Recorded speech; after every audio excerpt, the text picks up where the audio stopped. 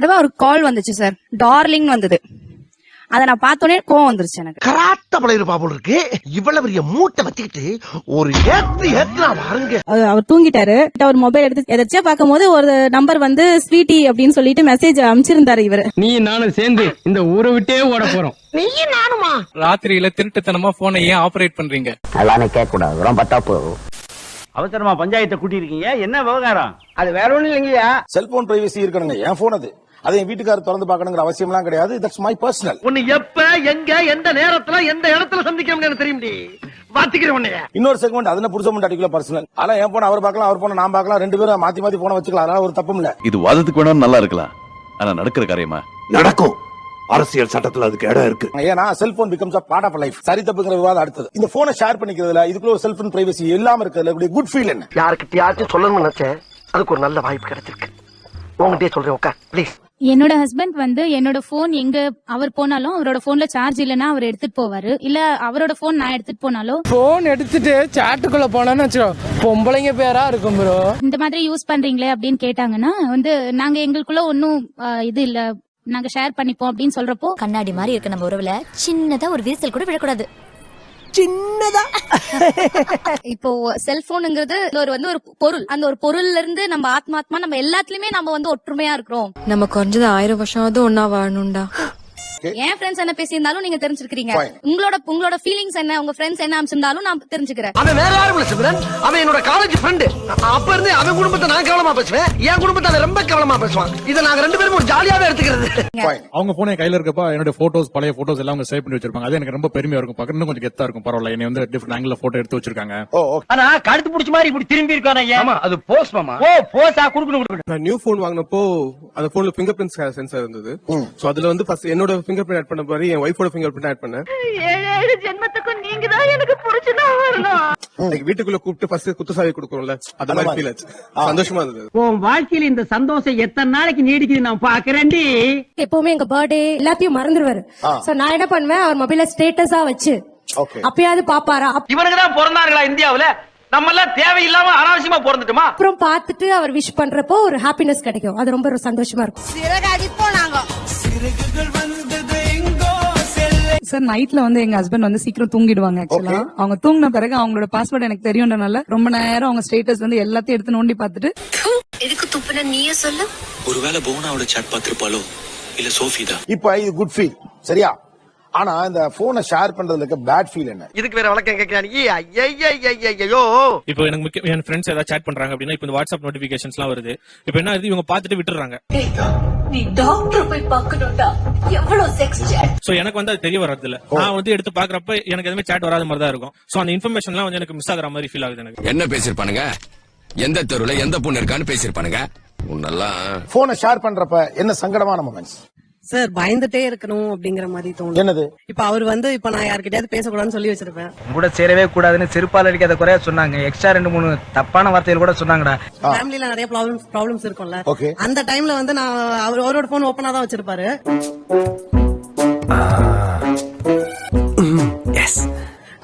கண்டிப்பா நான் பாப்பேன். நான் எனக்கு பிரைவசி வேணும் தான் இருக்கு. பட் ஆனாலும் நான் ஒரு போனை பாத்துட்டு தான் இருப்பேன். தலையை போட்டு பிச்சுக்குவான். அதுல அவனுக்கு ஒரு டென்ஷன், நமக்கு ஒரு சந்தோஷம். அவ்வளவுதான். அதான் பிரைவசி வேணும் உங்களுக்கு மட்டும். எஸ் இல்ல 2 பேருக்கு இருக்கணும். அவரு கொடுக்க வேணாங்கிறாரு. சோ ஓகே பாக்கலாம் அப்படி சொல்லிட்டு பாப்பேன். ஐடியை பாக்க ஸ்டெயில ஸ்டில் கொடுத்து போட்டோ எடுக்காமலாம். என்ன காலையில பையில அந்த கால் போயிருக்கு இல்ல மெசேஜ் போயிருக்கு, அவர் எதனா பண்ணிருக்கான்னு நான் தெரிஞ்சுக்கிட்டா அதுக்கப்புறம் போய் அவர்கிட்ட நான் ப்ராப்ளம் பண்ணுவேன். சனியன் இவ செத்தாதான் எனக்கு நிம்மதி. என்ன சொன்னீங்க? தீர்க்க சுமங்கலி பவான்னு. என் ஒய்ஃபுக்கு வந்து வால்பேப்பர்ல அவங்க ஃபேஸ் வச்சுக்கணும் அப்படின்னு நினைப்பாங்க. அதே மாதிரி டிபி ஸ்டேட்டஸ்ல வந்து அவங்க முகம் இருக்கும் அப்படின்னு பாப்பாங்க. 8 மணிக்கு மேல உன் முகத்தை பார்க்க முடியாம தானே லைட்ட பூரா ஆஃப் பண்ணிட்டு ஒரு குவார்டர் போட்டு குப்பரப்படுத்திருக்கேன். பட் எனக்கு அதுல எல்லாம் இன்ட்ரெஸ்ட் இல்ல. நான் வைக்கலன்னும் போது அவங்க எடுத்து பார்த்துட்டு ஏன் வைக்கலன்னு ஒரு மாதிரி இம்சை பண்ணிட்டே இருப்பாங்க. இப்படி ஒரு மூஞ்சிய பொண்டாட்டிய வச்சுக்கிட்டு அவன் வீட்டுக்கு வர்றதே அதிசயம்மா. இங்க பாருங்க இத க்ளோஸ் அப் போயிங்க. பட் எனக்கு தோணுனதை வந்து என்னோட பிரைவசிக்குள்ள வந்து நீ இதுதான் பண்ணும் அது ஒரு டார்ச்சர் மாதிரி ஆயிடுது எனக்கு. பொண்டாட்டின்னு வந்துட்டாலே அவளுங்க வாய கட்டவே முடியாது. அவளுங்க கொலைக்கிறத கொலைச்சேதான் தீர்வாளுங்க. வேலட்ல எல்லாம் பாஸ்போர்ட் சைஸ் போட்டோ வச்சிருக்கும் ஒரு ஹாப்பினஸ் கிடைக்கும்ல. மொபைல்லயும் என்னோட போட்டோ இருந்தா எனக்கு ஒரு ஹாப்பினஸ் கிடைக்கும். ஓகே நம்ம ஹஸ்பண்ட் நம்ம போட்டோ வச்சிருக்காரு அப்படின்ற மாதிரி. எப்ப நீ 4 புள்ள பத்தி அப்பயும் சரித்திரமே முடிஞ்சு போச்சு. நினைச்சு கூட பாக்கப்படா நீ.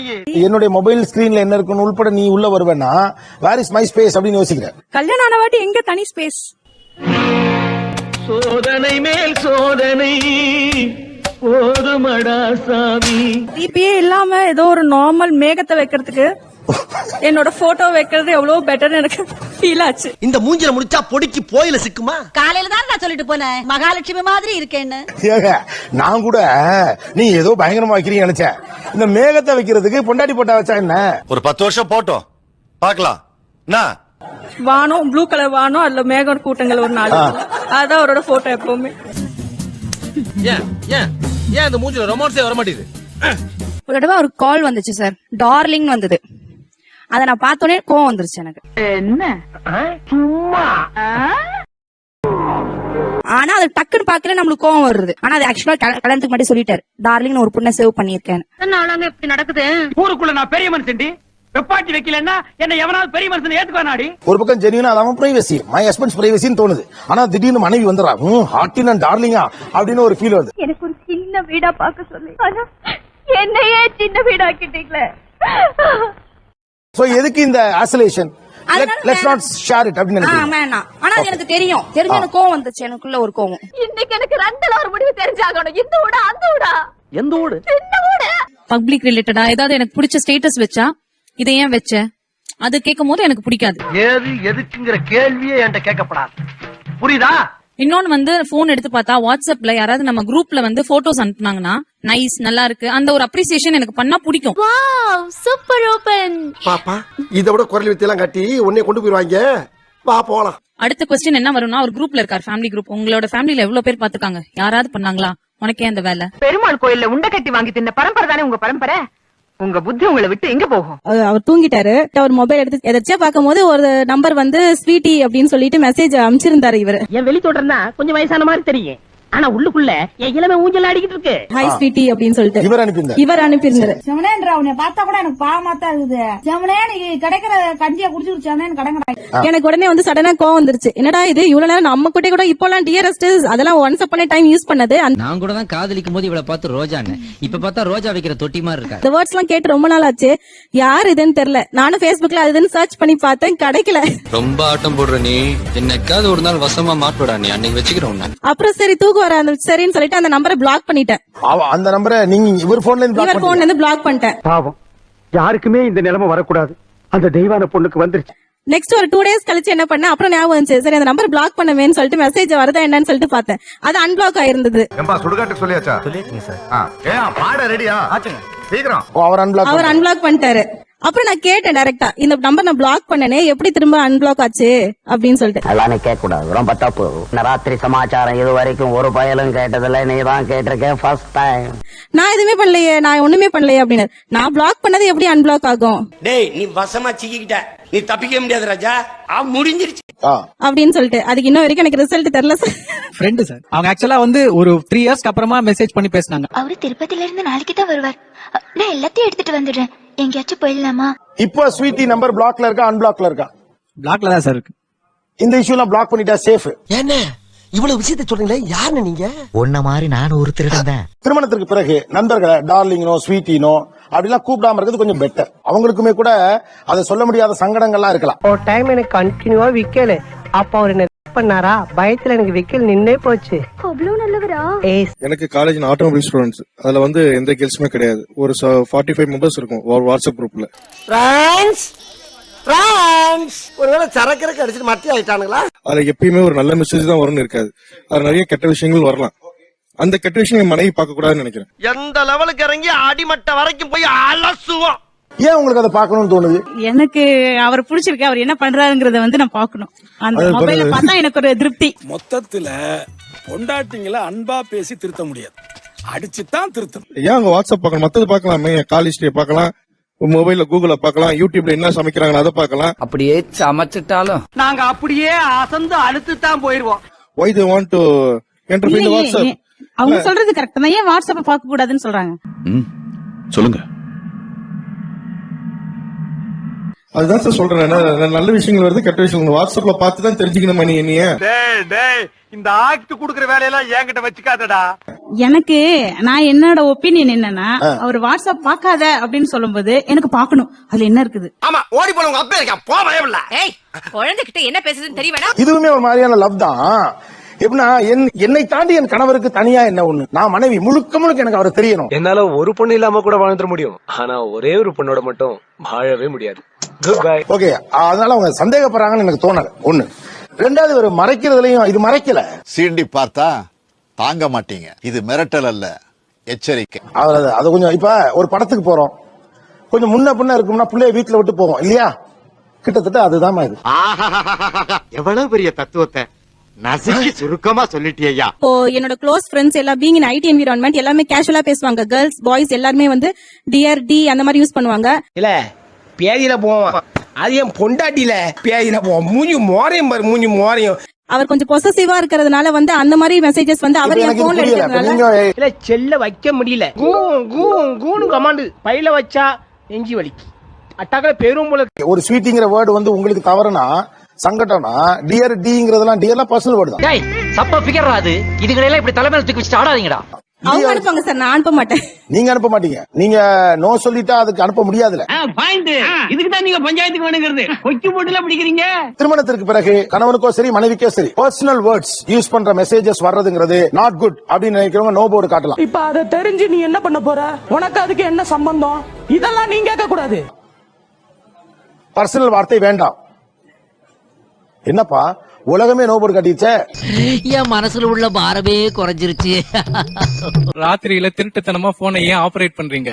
திருட்டுத்தனமே இதுல இல்ல. நீங்க தான் இது எல்லா வார்த்தையும் இப்ப காயின் பண்றீங்க. உட்கார்ந்துட்டு திமிரா உட்கார்ந்துட்டு பேசிட்டு கூடாது. ஒழுங்கா இருக்கணும். சும்மா இங்க தேவையில்லாத வேலையெல்லாம் பேசிட்டு கூடாது. You only said that you should get my permission before opening it. இந்த மாதிரியான ஒரு அர்த்தம் தெரிவிக்கக்கூடிய வார்த்தைகள் நீங்க தான் சொல்றீங்க. அவங்க ஒண்ணுமே சொல்லாது, ஒரு போனுங்கிறாங்க, அவ்வளவுதான். பாரு, நான் ஒரு டியூப் லைட், எனக்கு எல்லா விஷயமும் லேட்டா தான் புரியும்.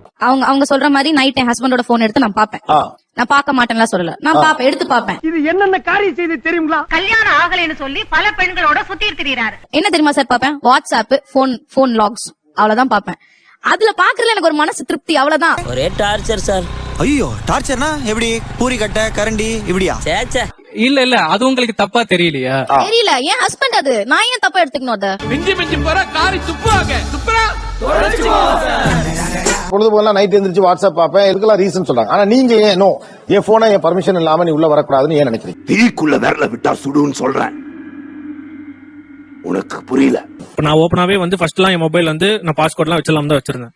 பட் ஆனா வந்து சில இன்சிடென்ட்ஸ் இப்ப ஏதாவது நோட்டிபிகேஷன் வரும், இரவு நேரம் மிளகா காரம் ஆண்டி வயசு பெரிய மனசு, என் ஃப்ரெண்ட்ஸ் யாராச்சும் பர்த்டே விஷ் பண்றாங்க, இல்ல ஏதாவது ஒரு மொமெண்ட்ஸ் இருக்கும், அதை ஷேர் பண்ணிருப்பாங்க. அந்த டைம் வந்து இவங்களுக்கு எனக்கு ஏதாச்சும் பிரச்சனை முட்டி இருக்கலாம். இங்க பார், என் மச்சானுக்கு நீ மட்டும் தான் ஆள் நினைக்காத. மச்சானுக்கு 15ல இருந்து 55 வரைக்கும் ஆளுங்க இருக்குது.